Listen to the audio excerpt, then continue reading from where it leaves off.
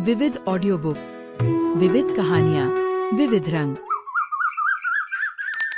नमस्कार, हमारे YouTube channel में आपका स्वागत है। चलिए शुरू करते हैं।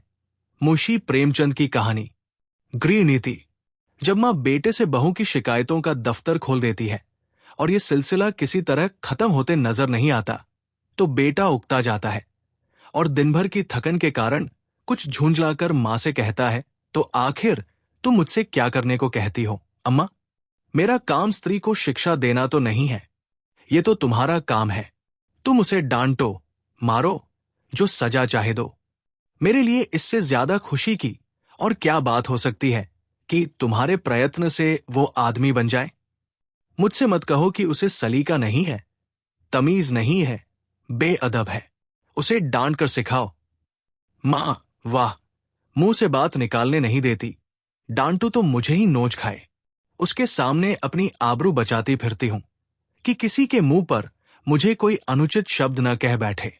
बेटा, तो फिर इसमें मेरी क्या खता है? मैं तो उसे सिखा नहीं देता कि तुमसे बेअदबी करे। मां, तो और कौन सिखाता है? बेटा, तुम तो अंधेर करती हो अम्मा। मां, अंधेर नहीं करती, सत्य कहती हूं। तुम्हारी ही शय पाकर उसका दिमाग बढ़ गया है। जब वो तुम्हारे पास जाकर टसवे बहाने लगती है, तो कभी तुमने उसे डांटा, कभी समझाया कि तुझे अम्मा का अदब करना चाहिए। तुम तो खुद उसके गुलाम हो गए हो। वो भी समझती है, मेरा पति कमाता है, फिर मैं क्यों न रानी बनूं, क्यों किसी से दबूं। मर्द जब तक शह न दे, औरत का इतना गुर्दा हो ही नहीं सकता। बेटा, तो क्या मैं उससे कह दूं कि मैं कुछ नहीं, बिल्कुल निखट्टू हूं? क्या तुम समझती हो, तब वो मुझे जलील न समझेगी? हर एक पुरुष चाहता है कि उसकी स्त्री उसे कमाऊं, योग्य, तेजस्वी समझे और सामान्यतः वो जितना है उससे बढ़कर अपने को दिखाता है। मैंने कभी नादानी नहीं की, कभी स्त्री के सामने डींग नहीं मारी, लेकिन स्त्री की दृष्टि में अपना सम्मान खोना तो कोई भी न चाहेगा। मां, तुम कान लगाकर, ध्यान देकर और मीठी मुस्कुराहट के साथ उसकी बातें सुनोगे तो वो क्यों न शेर होगी। तुम खुद चाहते हो कि स्त्री के हाथों मेरा अपमान कराओ। मालूम नहीं मेरे किन पापों का तुम मुझे ये दंड दे रहे हो, किन अरमानों से, कैसे कैसे कष्ट झेलकर मैंने तुम्हें पाला। खुद नहीं पहना, तुम्हें पहनाया, खुद नहीं खाया, तुम्हें खिलाया। मेरे लिए तुम उस मरने वाले की निशानी थे और मेरी सारी अभिलाषाओं के केंद्र। तुम्हारी शिक्षा पर मैंने अपने हजारों के आभूषण होम कर दिए। विधवा के पास दूसरी कौन सी निधि थी? इसका तुम मुझे ये पुरस्कार दे रहे हो? बेटा, मेरी समझ में नहीं आता कि आप मुझसे चाहती क्या है। आपके उपकारों को मैं कब मेट सकता हूं? आपने मुझे केवल शिक्षा ही नहीं दिलाई, मुझे जीवन दान दिया, मेरी सृष्टि की। अपने गहने ही नहीं होम किए, अपना रक्त तक पिलाया। अगर मैं सुबार अवतार लूं तो भी इसका बदला नहीं चुका सकता। मैं अपनी जान में आपकी इच्छा के विरुद्ध कोई काम नहीं करता, यथा साध्य आपकी सेवा में कोई बात उठा नहीं रखता। जो कुछ पाता हूं लाकर आपके हाथों पर रख देता हूं। और आप मुझसे क्या चाहती हैं? और मैं कर ही क्या सकता हूं? ईश्वर ने हमें तथा आपको और सारे संसार को पैदा किया, उसका हम उसे क्या बदला दे सकते हैं? उसका नाम भी तो नहीं लेते, उसका यश भी तो नहीं गाते। इससे क्या उसके उपकारों का भार कुछ कम हो जाता है? मां के बलिदानों का प्रतिशोध कोई बेटा नहीं कर सकता, चाहे ये भूमंडल का स्वामी ही क्यों न हो। ज्यादा से ज्यादा मैं आपकी दिलजोई ही तो कर सकता हूं, और मुझे याद नहीं आता कि मैंने कभी आपको असंतुष्ट किया हो। मां, तुम मेरी दिलजोई करते हो। तुम्हारे घर में मैं इस तरह रहती हूं जैसे कोई लौंडी। तुम्हारी बीवी कभी मेरी बात भी नहीं पूछती, मैं भी कभी बहू थी। रात को घंटे भर सास की देह दबाकर, उनके सिर में तेल डालकर, उन्हें दूध पिलाकर तब बिस्तर पर जाती थी। तुम्हारी स्त्री 9 बजे अपनी किताबें लेकर अपनी सहनची में जा बैठती है, दोनों खिड़कियां खोल लेती है और मजे से हवा खाती है। मैं मरूं या जीऊं, उससे मतलब नहीं। इसीलिए मैंने तुम्हें पाला था। बेटा, तुमने मुझे पाला था, तो ये सारी सेवा मुझसे लेनी चाहिए थी। मगर तुमने मुझसे कभी नहीं कहा। मेरे अन्य मित्र भी हैं, उसमें भी मैं किसी को मां की देह में मुक्कियां लगाते नहीं देखता। आप मेरे कर्तव्य का भार मेरी स्त्री पर क्यों डालती हैं? अगर वो आपकी सेवा करे तो मुझसे ज्यादा प्रसन्न और कोई न होगा। मेरी आंखों में उसकी इज्जत दूनी हो जाएगी, शायद उससे और ज्यादा प्रेम करने लगूं। लेकिन अगर वो आपकी सेवा नहीं करती तो आपको उससे अप्रसन्न होने का कोई कारण नहीं है।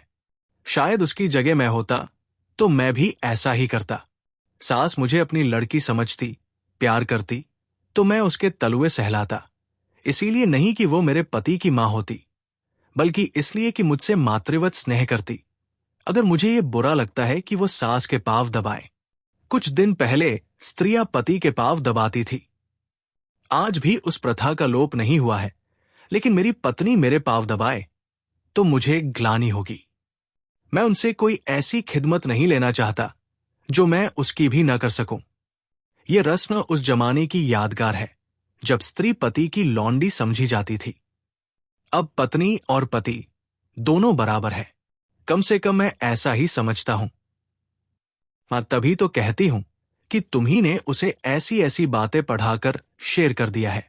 तुम ही मुझसे बैर साध रहे हो। ऐसी जिन्न, ऐसी बदजबान, ऐसी टर्री, फूहड़ छोकरी संसार में नहीं होगी। घर में अक्सर मोहल्ले की बहनें मिलने आती रहती है। ये राजा की बेटी न जाने किन गंवारों में पली है कि किसी का भी आदर सत्कार नहीं करती, कमरे से निकलती तक नहीं। कभी कभी जब वे खुद उसके कमरे में चली जाती है तो भी ये गधी चारपाई से नहीं उठती, प्रणाम तक नहीं करती, चरण छूना तो दूर की बात है। बेटा, वो देवियां तुमसे मिलने आती होंगी, तुम्हारे और उनके बीच में न जाने क्या बातें होती हों। कम से कम मैं तो कभी पसंद नहीं करूंगा कि जब मैं अपने मित्रों से बातें कर रहा हूं तो तुम या तुम्हारी बहू वहां जाकर खड़ी हो जाए। स्त्री भी अपनी सहेलियों के साथ बैठी हो तो मैं वहां बिना बुलाए न जाऊंगा। ये तो आजकल का शिष्टाचार है। मां, तुम तो हर बात में उसी का पक्ष करते हो बेटा। न जाने उसने कौन सी जड़ी बूटी सूंघा दी है तुम्हें। ये कौन कहता है कि वो हम लोगों के बीच में आ कूदें, लेकिन बड़ों का उसे कुछ तो आदर सत्कार करना ही चाहिए। बेटा, किस तरह? मां जाकर आंचल से उनके चरण छुए, प्रणाम करे, पान खिलाए, पंखा झले। इन्हीं बातों से बहू का आदर होता है। लोग उसकी प्रशंसा करते हैं, नहीं तो सब की सब यही कहती होंगी कि बहू को घमंड हो गया है, किसी से सीधे मुंह बात नहीं करती। बेटा, विचार करके, हां, ये अवश्य उसका दोष है, मैं उसे समझा दूंगा। मां, प्रसन्न होकर तुमसे सच कहती हूं बेटा, चारपाई से उठती तक नहीं। सब औरतें थू थू करती हैं, मगर उसे तो शर्म जैसे छू ही नहीं गई, और मैं हूं कि मारे शर्म के मरी जाती हूं। बेटा, यही मेरी समझ में नहीं आता कि तुम हर बात में अपने को उसके कामों का जिम्मेदार क्यों समझ लेती हो। मुझ पर दफ्तर में न जाने कितनी घुड़कियां पड़ती है, रोज ही तो जवाब तलब होता है, लेकिन तुम्हें उल्टे मेरे साथ सहानुभूति होती है। क्या तुम समझती हो अफसरों को मुझसे कोई बैर है जो अनायास ही मेरे पीछे पड़े रहते हैं, या उन्हें उन्माद हो गया है जो अकारण ही मुझे काटने दौड़ते हैं? नहीं, इसका कारण यही है कि मैं अपने काम में चौकस नहीं हूं। गलतियां करता हूं, सुस्ती करता हूं, लापरवाही करता हूं। जहां अफसर सामने से हटा के लगे समाचार पढ़ने या ताश खेलने, क्या उस वक्त हमें यह ख्याल नहीं रहता कि काम पड़ा हुआ है और ताश खेलने का अवसर नहीं है? लेकिन कौन परवाह करता है। सोचते हैं साहब डांट ही तो बताएंगे, सिर झुकाकर सुन लेंगे, बाधा टल जाएगी। पर तुम मुझे दोषी समझकर भी मेरा पक्ष लेती हो, और तुम्हारा बस चले तो हमारे बड़े बाबू को मुझसे जवाब तलब करने के अभियोग में काले पानी भेज दो। मां, खिलकर मेरे लड़के को कोई सजा देगा तो क्या मैं पान फूल से उसकी पूजा करूंगी? बेटा, हर एक बेटा अपनी माता से इसी तरह की कृपा की आशा रखता है, और सभी मां अपने लड़कों के ऐबों पर पर्दा डालती है। फिर बहुओं की ओर से क्यों उनका हृदय इतना कठोर हो जाता है, ये मेरी समझ में नहीं आता। तुम्हारी बहू पर जब दूसरी स्त्रियां चोट करें, तुम्हारे मातृस्नेह का यह धर्म है कि तुम उसकी तरफ से क्षमा मांगो, कोई बहाना कर दो, उनकी नजरों में उसे उठाने की चेष्टा करो। इस तिरस्कार में तुम क्यों उनसे सहयोग करते हो? तुम्हें क्यों उसके अपमान में मजा आता है? मैं भी तो हर एक ब्राह्मण या बड़े बूढ़े का आदर सत्कार नहीं करता। मैं किसी ऐसे व्यक्ति के सामने सिर झुका ही नहीं सकता जिससे मुझे हार्दिक श्रद्धा न हो। केवल सफेद बाल, सिकुड़ी हुई खाल, पोपला मुंह और झुकी हुई कमर किसी को आदर का पात्र नहीं बना देती। और न जनेऊ या तिलक या पंडित और शर्मा की उपाधि ही भक्ति की वस्तु है। मैं लकीरपीट सम्मान को नैतिक अपराध समझता हूं। मैं तो उसी का सम्मान करूंगा जो मन सावाचा कर मन आहर पहलू से सम्मान के योग्य है, जिसे मैं जानता हूं कि मक्कारी, स्वार्थ साधन और निंदा के सिवा और कुछ नहीं करता, जिसे मैं जानता हूं कि रिश्वत और सूद तथा खुशामद की कमाई खाता है। वो अगर ब्रह्मा की आयु लेकर भी मेरे सामने आए तो भी मैं उसे सलाम नहीं करूं। इसे तुम मेरा अहंकार कह सकती हो, लेकिन मैं मजबूर हूं। जब तक मेरा दिल न झुके, मेरा सिर भी न झुकेगा। मुमकिन है तुम्हारी बहू के मन में भी उन देवियों की ओर से अश्रद्धा के भाव हों। उनमें से दो चार को मैं भी जानता हूं। है वे सब बड़े घर की, लेकिन सबके दिल छोटे। कोई निंदा की पुतली है तो कोई खुशामद में युक्त, कोई गाली गलौज में अनुपम। सभी रूगियों की गुलाम, ईर्ष्या द्वेष से जलने वाली। एक भी ऐसी नहीं जिसने अपने घर को नरक का नमूना न बना रखा हो। अगर तुम्हारी बहू ऐसी औरतों के आगे सिर नहीं झुकाती तो मैं उसे दोषी नहीं समझता। मां, अच्छा, अब चुप रहो बेटा। देख लेना, ये तुम्हारी रानी एक दिन तुमसे चूल्हा न जलवाए और झाड़ू न लगवाए तो सही। औरतों को बहुत सिर चढ़ाना अच्छा नहीं होता। इसकी भी कोई हद है कि बूढ़ी सास तो खाना पकाए और जवान बहू बैठी उपन्यास पढ़ती रहे। बेटा, बेशक ये बुरी बात है और मैं हरगिज नहीं चाहता कि तुम खाना पकाओ और वो उपन्यास पढ़े, चाहे वो उपन्यास प्रेमचंद जी ही के क्यों न हो। लेकिन ये भी तो देखना होगा कि उसने अपने घर कभी खाना नहीं पकाया। वहां रसोइया महाराज है, और जब चूल्हे के सामने जाने से उसके सिर में दर्द होने लगता है तो खाना पकाने के लिए मजबूर करना उस पर अत्याचार करना है। मैं तो समझता हूं ज्यों-ज्यों हमारे घर की दशा का उसे ज्ञान होगा, उसके व्यवहार में आप ही आप इस्लाह होती जाएगी। ये उसके घर वालों की गलती है कि उन्होंने उसकी शादी किसी धनी घर में नहीं की। हमने भी ये शरारत की कि अपनी असली हालत उनसे छिपाई और ये प्रकट किया कि हम पुराने रईस हैं। अब हम किस मुंह से कह सकते हैं कि तू खाना पका या बर्तन साफ कर अथवा झाड़ू लगा? हमने उन लोगों से छल किया है और उसका फल हमें चखना पड़ेगा। अब तो हमारी कुशल इसी में है कि अपनी दुर्दशा को नम्रता, विनय और सहानुभूति से ढके और उसे अपने दिल को ये तसल्ली देने का अवसर दें कि बला से धन नहीं मिला, घर के आदमी तो अच्छे मिले। अगर ये तसल्ली भी हमने उससे छीन ली तो तुम ही सोचो उसको कितनी विदारक वेदना होगी। शायद वह हम लोगों की सूरत से भी घृणा करने लगे। मां, उसके घरवालों को 100 दफे गरज थी, तब हमारे यहां ब्याह किया। हम कुछ उनसे भीख मांगने गए थे? बेटा, उनको अगर लड़के की गरज थी तो हमें धन और कन्या दोनों की गरज थी। मां, यहां के बड़े बड़े रईस हमसे नाता करने को मुंह फैलाए हुए थे। बेटा, इसीलिए कि हमने रईसों का स्वांग बना रखा है। घर की असली हालत खुल जाए तो कोई बात भी न पूछे। मां, तो तुम्हारे ससुराल वाले ऐसे कहीं के रईस है। इधर जरा वकालत चल गई तो रईस हो गए, नहीं तो तुम्हारे ससुर के बाप मेरे सामने चपरासी गिरी करते थे। और लड़की का ये दिमाग कि खाना पकाने से सिर में दर्द होता है। अच्छे अच्छे घरों की लकड़ियां गरीबों के घर आती है और घर की हालत देखकर वैसा ही बर्ताव करती है। ये नहीं कि बैठी अपने भाग्य को कोसा करे। इस छोकरी ने हमारे घर को अपना समझा ही नहीं। बेटा, जब तुम समझने भी दो, जिस घर में घुड़कियों, गालियों और वक्ताओं के सिवा और कुछ न मिले, उसे अपना घर कौन समझे? घर तो वो है जहां स्नेह और प्यार मिले। कोई लड़की डोली से उतरते ही सास को अपनी मां नहीं समझ सकती। मां तभी समझेगी जब सास पहले उसके साथ मां का सा बर्ताव करे, बल्कि अपनी लड़की से ज्यादा प्रिय समझे। मां, अच्छा, अब चुप रहो, जी न जलाओ। ये जमाना ही ऐसा है कि लड़कों ने स्त्री का मुंह देखा और उसके गुलाम हुए। ये सब न जाने कौन सा मंत्र सीख कर आती है। ये बहुबेटी के लक्षण है कि पहर दिन चढ़े सोकर उठे। ऐसी कुलच्छनी बहू का तो मुंह न देखे। बेटा, मैं भी तो देर से सोकर उठता हूं अम्मा, मुझे तो तुमने कभी नहीं कोसा। मां, तुम हर बात में उससे अपनी बराबरी करते हो। बेटा, यही तो उसके साथ घोर अन्याय है, क्योंकि जब तक वो इस घर को अपना नहीं समझती, तब तक उसकी हैसियत मेहमान की है, और मेहमान की हम खातिर करते हैं, उसके ऐब नहीं देखते।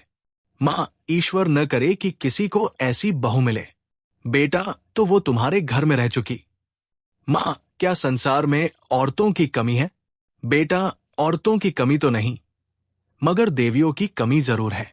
मां, नौज ऐसी औरत सोने लगती है तो बच्चा चाहे रोते रोते बेदम हो जाए, मिनकती तक नहीं। फूल सा बच्चा लेकर मैके गई थी, 3 महीने में लौटी तो बच्चा आधा भी नहीं है। बेटा, तो क्या मैं ये मान लूं कि तुम्हें उसके लड़के से जितना प्रेम है उतना उसे नहीं है? ये तो प्रकृति के नियम के विरुद्ध है। और मान लो वो निर्मोहित ही है तो ये उसका दोष है। तुम क्यों उसकी जिम्मेदारी अपने सिर लेती हो? उसे स्वतंत्रता है, जैसे चाहे अपने बच्चे को पाले। अगर वो तुमसे कोई सलाह पूछे तो प्रसन्न मुख से दे दो, न पूछे तो समझ लो उसे तुम्हारी मदद की जरूरत नहीं है। सभी माताएं अपने बच्चे को प्यार करती है और वो अपवाद नहीं हो सकती। मां, तो मैं सब कुछ देखूं पर मुंह न खोलूं? घर में आग लगते देखूं और चुपचाप मुंह में कालिख लगाए खड़ी रहूं? स्त्री, मैं कल से ठेठ बहू बन जाऊंगी। किसी को खबर भी न होगी कि कब अपना मेकअप करती हूं। सिनेमा के लिए भी सप्ताह में एक दिन काफी है। बुढ़िया के पांव छू लेने में ही क्या हर्ज है? वे देवियां न सही, चुड़ैल ही सही, मुझे आशीर्वाद तो देंगी, मेरा गुण तो गाएंगी। पति, सिनेमा का तो उन्होंने नाम भी नहीं लिया। स्त्री, तुमको तो इसका शौक है, अब तुम्हें भी न जाने दूंगी। पति, लेकिन सोचो, तुमने कितनी ऊंची शिक्षा पाई है, किस कुल की हो। इन खूसट बुढ़िया के पांव पर सिर रखना तुम्हें बिल्कुल शोभा न देगा। स्त्री, तो क्या ऊंची शिक्षा के ये मानी है कि हम दूसरों को नीचा समझे? बुढ़े कितने ही मूर्ख हो, लेकिन दुनिया का तर्जुबा तो रखते हैं। कुल की प्रतिष्ठा भी नम्रता और सद्व्यवहार से होती है, हेकड़ी और बुराई से नहीं। पति, मुझे भी यही ताज्जुब होता है कि इतनी जल्द इनकी काया पलट कैसे हो गई। अब इन्हें बहुओं का सास के पांव दबाना या उनकी साड़ी धोना या उनकी देह में मुक्कियां लगाना बुरा लगने लगा है। कहती थी, बहू कोई लौंडी थोड़े ही है कि बैठी सास का पांव दबाए। स्त्री, मेरी कसम। पति, हां जी, सच कहता हूं। और तो और, अब वो तुम्हें खाना भी न पकाने देगी। कहती थी, जब बहू के सिर में दर्द होता है तो क्यों उसे सताया जाए, कोई महाराज रख लो। स्त्री, फूली न समाकर, मैं तो आकाश में उड़ी जा रही हूं। ऐसी सास के तो चरण धो धो कर पिए, मगर तुमने पूछा नहीं। अब तक तुम क्यों उसे मार मार कर हकीम बनाने पर तुली रहती थी? पति, पूछा क्यों नहीं, भला मैं छोड़ने वाला था। बोली, मैं अच्छी हो गई थी, मैंने हमेशा खाना पकाया है, फिर वो क्यों न पकाए। लेकिन अब उनकी समझ में आया है कि वो निर्धन बाप की बेटी थी, तुम संपन्न कुल की कन्या हो। स्त्री, अम्माजी दिल की साफ है।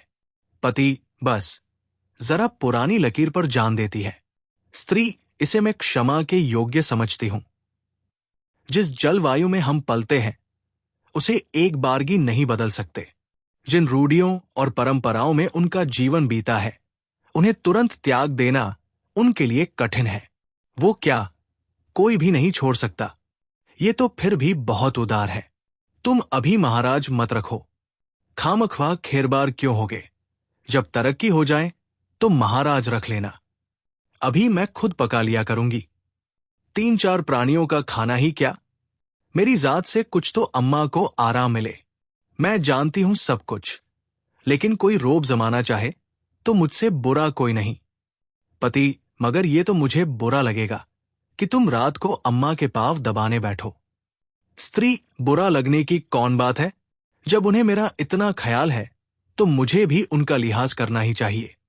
जिस दिन उनके पांव दबाने बैठूंगी वो मुझ पर प्राण देने लगेंगी। आखिर बहू बेटे का कुछ सुख उन्हें भी तो हो। बड़ों की सेवा करने में हेठी नहीं होती। बुरा तब लगता है जब वो शासन करते हैं और अम्मा मुझसे पांव दबवाएंगी थोड़े ही। सेंध का यश मिलेगा। पति अब तो अम्मा को तुम्हारी फिजूल खर्ची भी बुरी नहीं लगती। कहती थी रुपए पैसे बहू के हाथ में दे दिया करो। स्त्री चिकर तो नहीं कहती थी। पति नहीं नहीं प्रेम से कह रही थी। उन्हें अब भय हो रहा है कि उनके हाथ में पैसे रहने से तुम्हें असुविधा होती होगी। तुम बार बार उनसे मांगते ल जाती भी होगी और डरती भी होगी। एवं तुम्हें अपनी जरूरतों को रोकना पड़ता होगा। स्त्री ना भैया, मैं ये जंजाल अभी अपने सिर न लूंगी। तुम्हारी थोड़ी सी तो आमदनी है, कहीं जल्दी से खर्च हो जाए तो महीना कटना मुश्किल हो जाए। थोड़े में निर्वाह करने की विद्या उन्हीं को आती है। मेरी ऐसी जरूरत ही क्या है? मैं तो बेकार अम्माजी को चिढ़ाने के लिए उनसे बार बार रुपए मांगती थी। मेरे पास तो खुद 100-50 रुपए पड़े रहते हैं। बाबूजी का पत्र आता है तो उसमें 10-20 के नोट जरूर होते हैं, लेकिन अब मुझे हाथ रोकना पड़ेगा। आखिर बाबूजी कब तक देते चले जाएंगे? और ये कौन सी अच्छी बात है कि मैं हमेशा उन पर टैक्स लगाती रहूं? पति देख लेना, अम्मा अब तुम्हें कितना प्यार करती है। स्त्री तुम भी देख लेना, मैं उनकी कितनी सेवा करती हूं। पति मगर शुरू तो उन्होंने किया। स्त्री केवल विचार में, व्यवहार में आरंभ मेरी ही ओर से होगा। भोजन पकाने का समय आ गया, चलती हूं। आज कोई खास चीज तो नहीं खाओगे? पति तुम्हारे हाथों की रूखी रोटियां भी पकवान का मजा देंगी। स्त्री अब तुम नटखटी करने लगे। अगर आपको ये कहानी पसंद आई हो तो लाइक और शेयर करें, और हमारे चैनल को सब्सक्राइब ना किया हो तो सब्सक्राइब कर लें। अगर आप अपने पसंद की भी कोई कहानी सुनना चाहते हैं तो कमेंट सेक्शन में ज़रूर लिखें।